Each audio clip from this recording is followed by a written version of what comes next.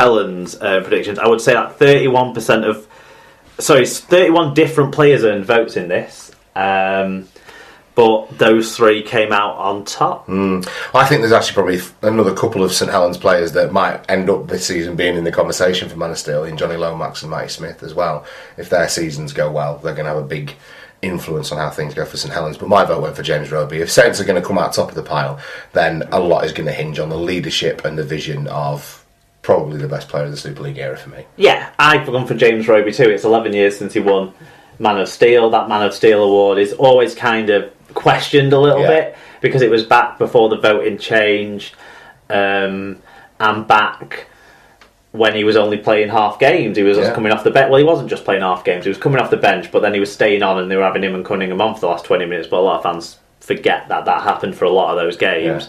And if anything, he's possibly become an even better player since then, and every complete season he's had, he's been one of the best 5-10 players in the league, probably higher than that amount. So St Helens are going to do as well as everyone expects, and I do expect them to do pretty well this year, don't get me wrong.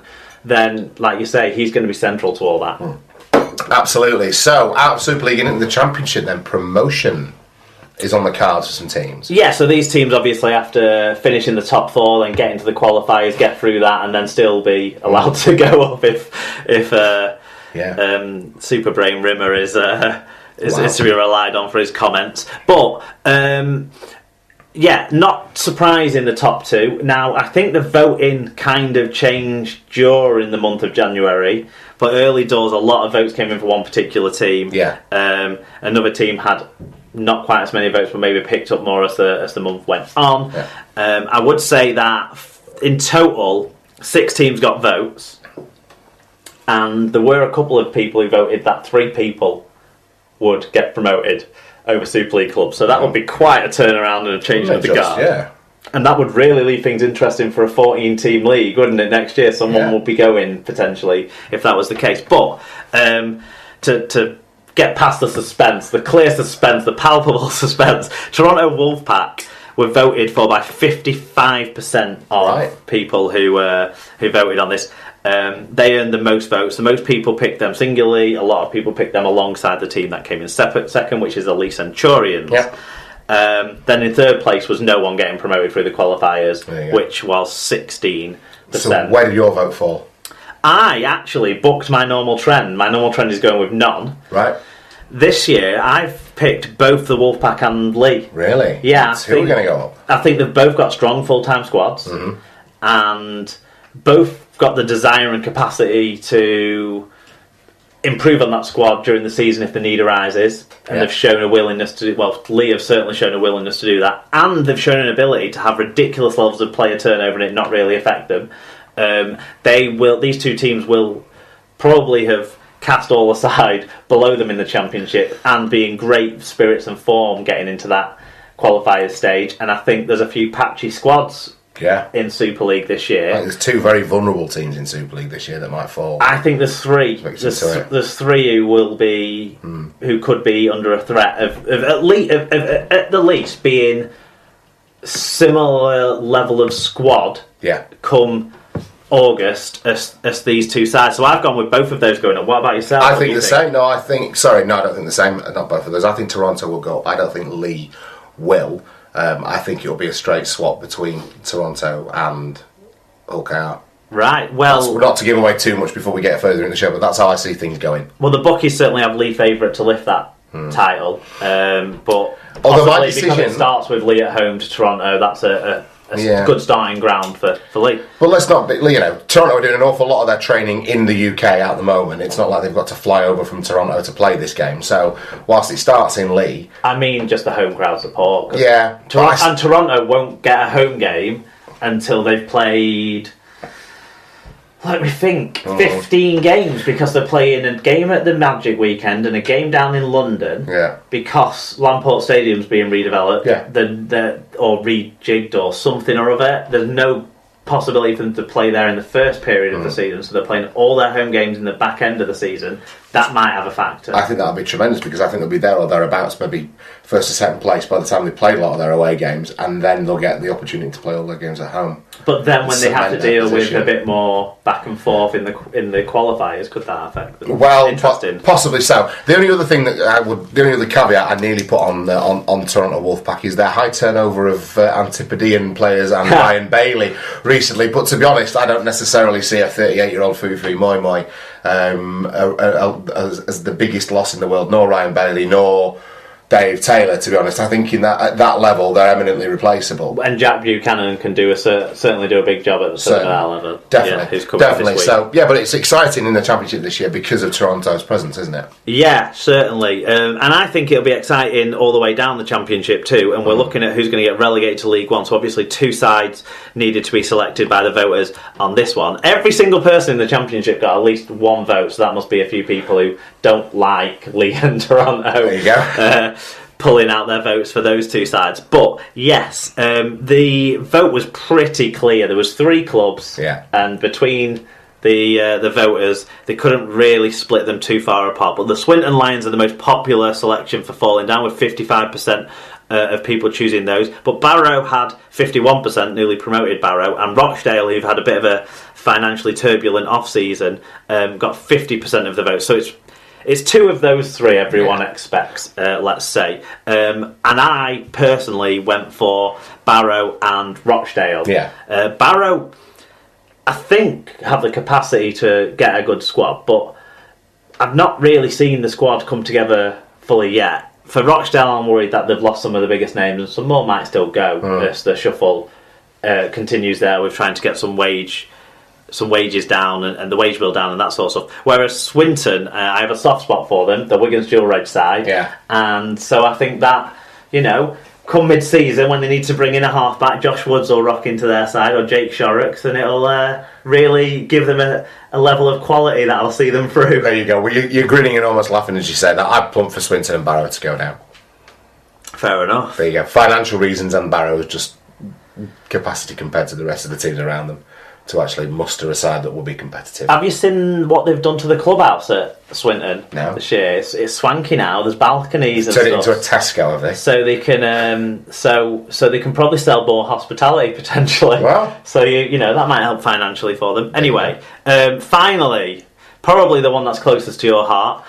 Who's going to get promoted from League One? Yes, Tom. Well, the Bradford Bulls. Well, with 88% of people picking those as one of their 2 sides to get promoted, it certainly is a popular decision, and you would be in that camp. I would expect so, given the way that the squad is shaping up, the way that they've Greg McNally wasn't totally happy, I have to say. This is always what happens to me, though. I pan a player on Super League Pod, and then he starts. Do you remember what happened with Richie? Why you quitting? Do you remember what happened with?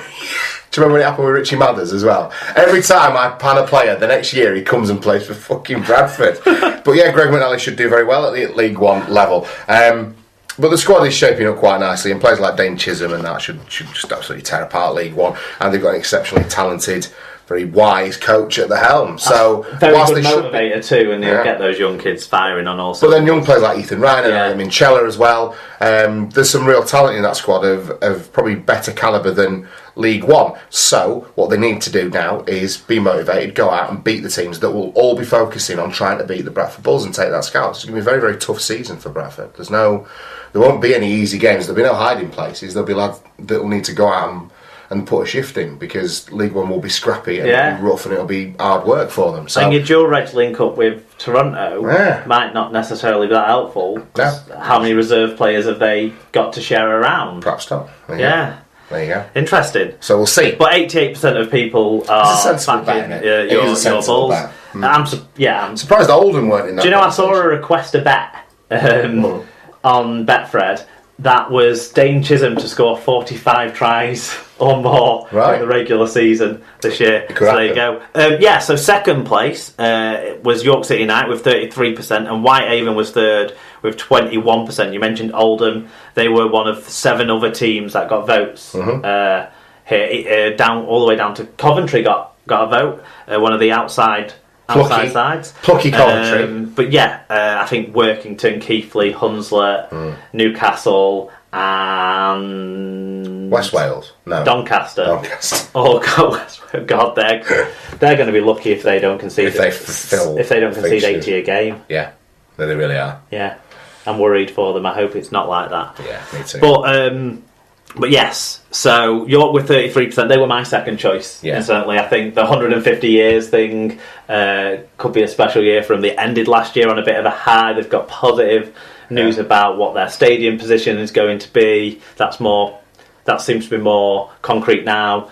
And also, they've got some players like in Ben Cockayne and Graham Horn that if they're committed at League One level, they'll show excellent leadership for that side and really do good things. Plus, they've got a dual reg link up with Hull KR, and one thing Hull KR do have, it might not be a quality squad at Super League level, but they have a big squad, and that's plenty of players to go out and play dual reg. Exactly.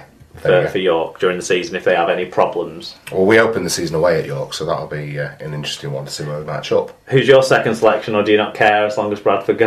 I don't really care. Let's say York. I've always had a soft spot for York Knights, though. So you have, ever since you had that shirt get pissed off. I did, yeah, exactly. York City Knights for me, I will say.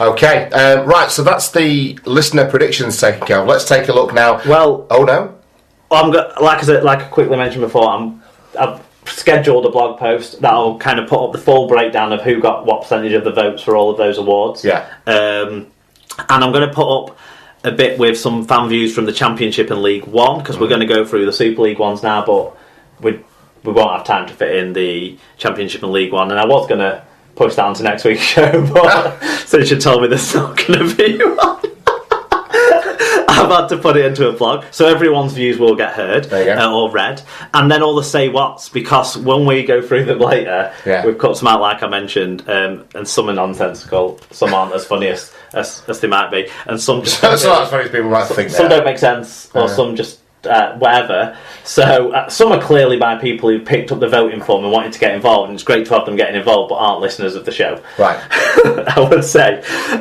So did anybody just say what in there? No, but some people did say up the whatever their team is, which seemed like a remarkably improbable prediction for what might happen in the season. But there you go. So all those will be on blog posts too. They're all scheduled to get posted up. So if you go to superleaguepod.com, you'll be able to read all of those over the coming days. Right. Okay. But yes, now you can do your segue. Okay, well, that's the listener predictions taken care of. Let's take a look now at our team-by-team preview of the 2018 Super League season.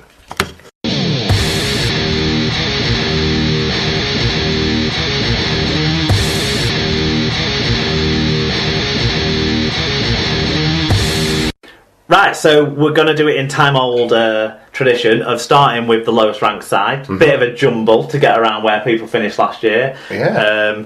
But we're going to start with Hull Kingston Rovers because they're newly promoted, and then we're going to do the lowest ranked up of the Super League sides from last season. Okay. So what I'm going to do is run through, the losses and gains where they did last season. Then we're going to do a bit of chat each. Yep. Then we're going to give the fan talks, and we're going to try and do about 5 minutes on each team, plus whatever fan views. Some teams have more than others. Yeah. So let's take a look at Hull KR, then tell us about what's been going on at the KCOM. Well, a bit of a turnover. A few experienced people have gone out the door. They've lost Ben Cockayne, Graham Horn to York, Will Jubb and Jake Butler-Fleming have also gone to York from the younger end. Zach Docker-Clay's gone back to Australia. Jordan Abdul went back to Hull FC. And Mitch Clark and Jamie Ellis have gone to Castleford. They bought in to replace that the experienced Tommy Lee, the exceedingly experienced Danny Maguire, who I'm sure we've got a bit to talk about on him yet. Jordan Wall, Thibault Franck, the young French halfback. Will Dagger from Warrington and Connor Williams from Salford. Obviously, the other name that they've lost in a way is Danny Addy, who's gone for the season with a season-ending injury. So last season they were first in the Championship. They finished third in the qualifiers to earn their place in Super League. They didn't do much in the Cup, but what do you think is going to happen in 2018? I worry for Hull KR, and it's horrible to start on a negative as you start looking at teams, but I'm looking at this squad across the board is one of the more average Super League squads that I've ever seen assembled, if I'm being completely honest. Key to Hull KR doing anything this season, I think, is going to be whether or not they can get a half-back pairing to fire. Danny Maguire will be earning reasonable amounts of money, I would suspect, given that the calibre of players around him won't have taken up a great deal of wage space. So maybe this one last go around for Danny Maguire gives Hull KR some hope. Tim Sheens needs to foster some pretty serious team ethic within this group of lads. Now, they got out of the Championship at a canter, really.